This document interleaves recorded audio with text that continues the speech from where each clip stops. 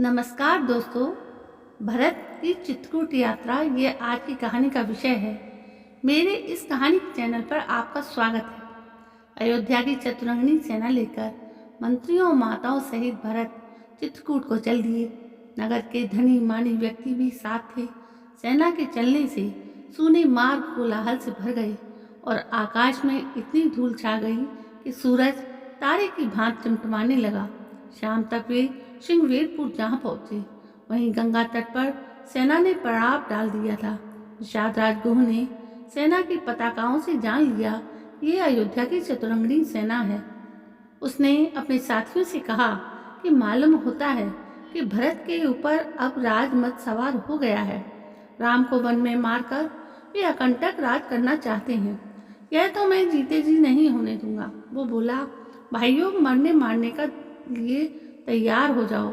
आज भरत की सेना से लोहा लेना है। मैं जानता हूँ कि हम लोग उसका मुकाबला किसी भी प्रकार नहीं कर सकते, परंतु हमारा धर्म है कि प्राण रहते उसको गंगा पार ना होने दें। एक न एक दिन मरना तो सबको है। फिर राम का काम, रणभूमि में वीर गति और गंगा का किनारा, इससे बढ़कर और क्या हो सकता है। हमारे पास 500 नावें हैं। हर नाव में 100-100 सैनिक बैठ जाएं और नाके घेर लें। मैं आगे जाकर भेज देता हूँ। अगर भरत भाई से मिलने जा रहे हैं तो हम उनकी सहायता करेंगे, और अगर उनके मन में कोई पाप है तो आज गंगा में रक्त की धार बहेगी। मेरे संकेत की प्रतीक्षा करना। इतना कहकर निषाद राज ने बहुत सा भेंट का सामान लिया और वो आगे बढ़ गए। भरत निषाद के प्रेम को जानते थे। वे ललक कर उनसे गले मिले। भरत के मन की बात गुह ने जान ली। राम लक्ष्मण के विषय में दोनों में बहुत देर तक बातें होती रहीं। राजा दशरथ की मृत्यु के समाचार से निषाद राज दुखी हुए। निषाद के साथ भरत उस उंडुगदी वृक्ष के नीचे गए जहाँ राम ने रात बिताई थी। भरत ने उस स्थान को प्रणाम किया और वहाँ की धूल अपने माथे से लगाई। गुह ने लौटकर साथियों को सब समाचार सुनाए।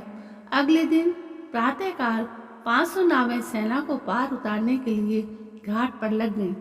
सेना सहित भरत ने गंगा पार की। नाव पर बैठने के पहले भरत ने भी राम की तरह बरगद के दूध से जटा बनाई और वलकल वस्त्र पहन लिए।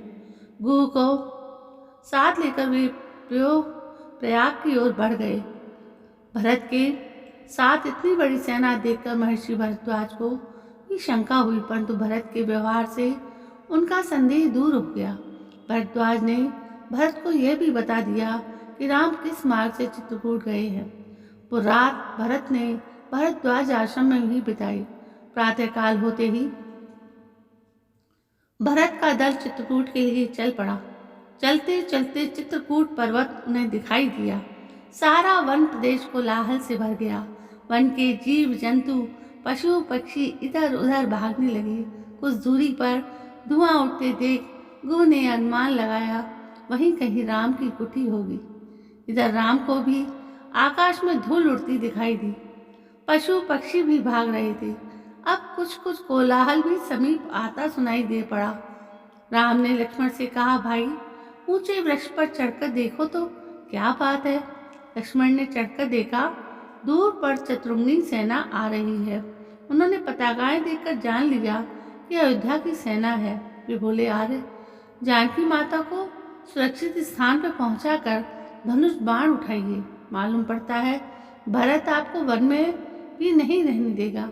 आज मैं सबका बदला लूंगा। भरत को भाई समय समर भूमि में सुलाकर कैकेयी के मंत्रा को भी जिंदा नहीं छोड़ूंगा। पेड़ से उतरकर लक्ष्मण धनुष बाण लेकर तैयार हो गए। उन्हें उत्तेजित देखकर राम बोले, लक्ष्मण, वीर पुरुष धैर्य और समझदारी से काम लेते हैं। उतावली ना करो। भरत साधु स्वभाव के हैं। मेरा मन कह रहा है कि वे मुझसे मिलने ही आ रहे हैं, लड़ने नहीं। तुम ये जानते ही हो कि मुझे राज्य पाने का तनिक भी लोभ नहीं है। भरत जैसे प्रिय भाई को त्याग कर मैं स्वर्ग को भी नहीं चाहता। तुम भरत के प्रति अनुचित भावना को अपने मन में मत लाओ। मुझे भरत पर पूरा भरोसा है। भाई राम के ये वचन सुनकर लक्ष्मण शांत हो गए।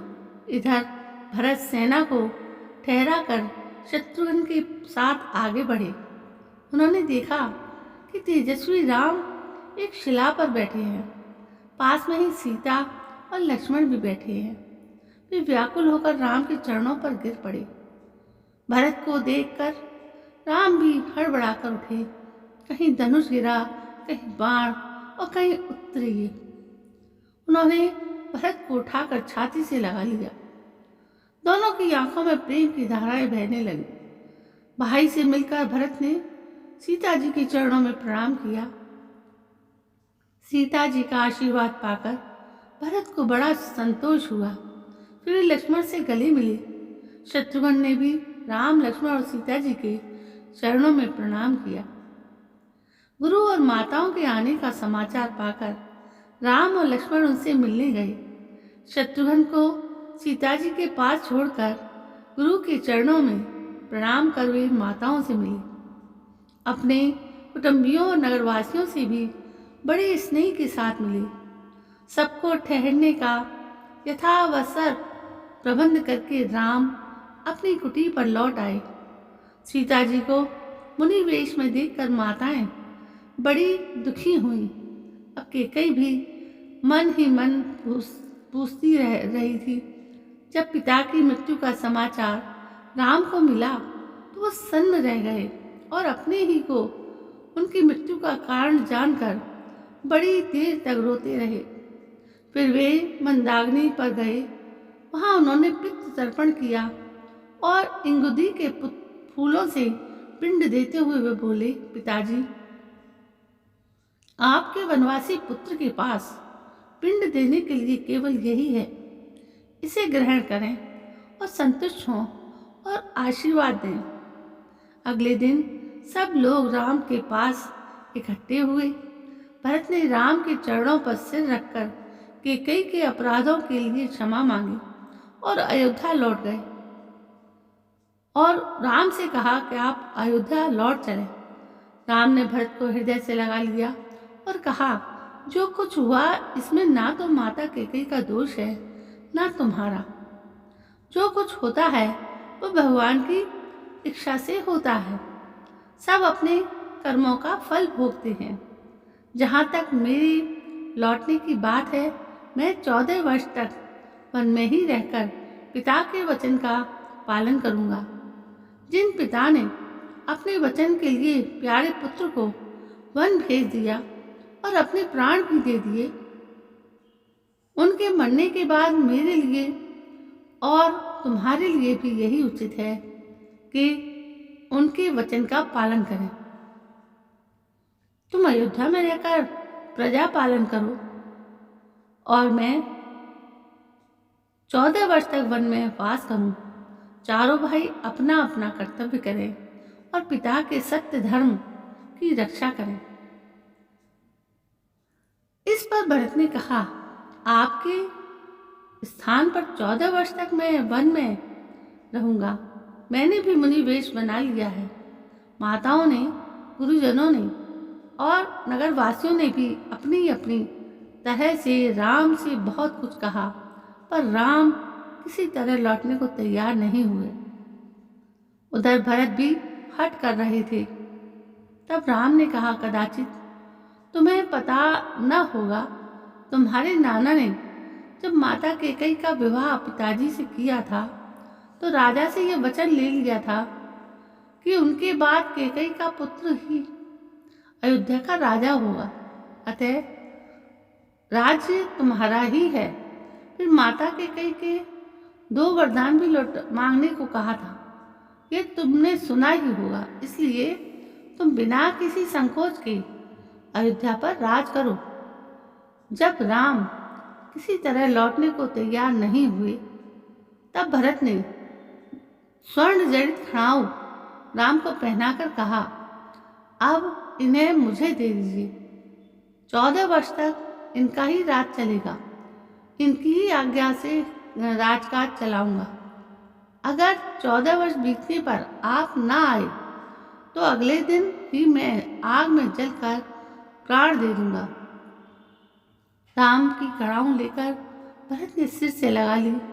राम ने भरत से कहा, नीतिपूर्वक प्रजा का पालन करना, प्रजा को सुखी करना राजा का सबसे पहला कर्तव्य है। सब माताओं से समान व्यवहार करना, माँ कैकेयी को भी किसी तरह का दुख न देना। तुमको मेरी और सीता की सौगंध है।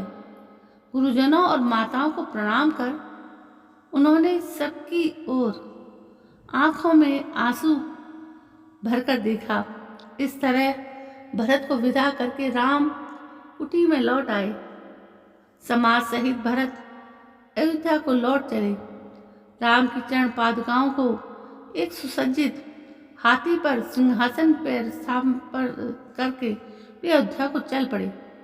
4 दिन की यात्रा कर वे अयोध्या पहुंचे। राम की खड़ाओं को उन्होंने राज सिंहासन पर स्थापित किया।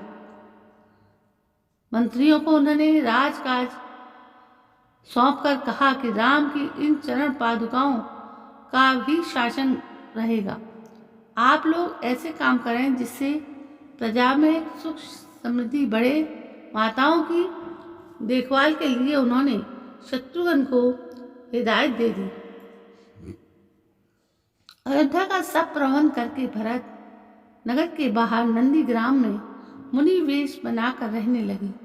वहीं से वे आवश्यक देखभाल करते। भरत के चले जाने के बाद राम, लक्ष्मण और सीता मंदाकिनी नदी के किनारे किनारे दक्षिण की ओर बढ़े और अत्रि ऋषि के आश्रम में पहुंचे। इन तीनों ने ऋषि को प्रणाम किया। ऋषि ने भी उनका संतान की तरह स्वागत किया।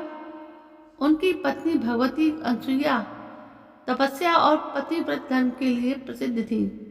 सीता जी ने आश्रम के भीतर रहकर भीतर जाकर उनका चरण छुआ। अनसुईया ने पुत्र वधू की भांति उन्हें प्यार किया। सती अनसुईया ने सीता जी को पति सेवा का उपदेश दिया। सीता जी की पति सेवा से प्रसन्न होकर कुछ मांगने को भी उन्होंने कहा। सीता जी बोली, आपकी दया से मुझे सब कुछ मिला है, अब क्या मांगूं? इस तरह से अनसुईया ने प्रसन्न होकर उन्होंने सीता जी को दिव्य माला, दिव्य वस्त्र और आभूषण देकर कहा, ये ना तो कभी मैले होंगे और ना कभी नष्ट होंगे। सीता जी के उन्हें ग्रहण किया। भरत को भी उसी आश्रम में भरत को भी सीता जी को ग्रहण किया। रात को उसी आश्रम में उन्होंने विश्राम किया। दोस्तों, ये थी भरत के चित्रकूट यात्रा की कहानी जो राम कथा में आती है। मैं इसी तरह की कहानियाँ आपके लिए लाती रहूँगी। यदि ये कहानी आपको पसंद आती है या ऐसी कहानी आपको अच्छी लगती है तो प्लीज़ मुझे कमेंट करके ज़रूर बताएं और लाइक भी करें और इन बातों को शेयर करना ना भूलें। कल मैं फिर हाजिर होती हूँ एक नई कहानी के साथ। तब तक के लिए जय हिंद, वंदे मातरम।